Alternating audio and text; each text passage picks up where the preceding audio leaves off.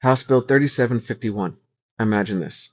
Imagine a state agency borrows a property from another one to use as an office. Years later, instead of selling or reviewing the land's value, lawmakers quietly make the transfer permanent without any appraisal or public check. What the bill says it does? House Bill 3751 says it will simplify things by transferring a 3-acre property in Woodville from the Texas Department of Transportation to the Department of Public Safety. DPS already works there, so this just makes it official. What it actually does? This bill removes the normal oversight process for state land. It exempts the transfer from the review, reporting, and approval steps that protect public assets.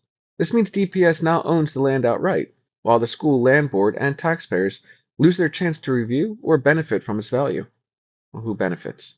DPS, which gains permanent property ownership for free, TxDOT, which no longer has to manage the land, and lawmakers who can claim they cut red tape for public safety.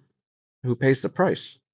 The school land board, which loses its right to evaluate or buy the land for the permanent school fund, public schools that rely on the fund's revenue, and taxpayers who lose transparency over how state property is handled. Why it matters. When the state skips oversight, it chips away at the protections that keep public property from being traded without fair value. Those safeguards exist to make sure schools and taxpayers don't lose money when the state land changes hands. If this becomes routine, valuable public assets could quietly slip away from public benefit. Questions you can ask your lawmakers.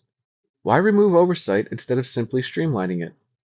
Was any property valuation done before giving it away? And would you support adding a public review requirement for any future land transfers like this one? Bottom line, House Bill 3751 looks like a small paperwork, but it sets a big precedent by letting state land change hands without anyone watching.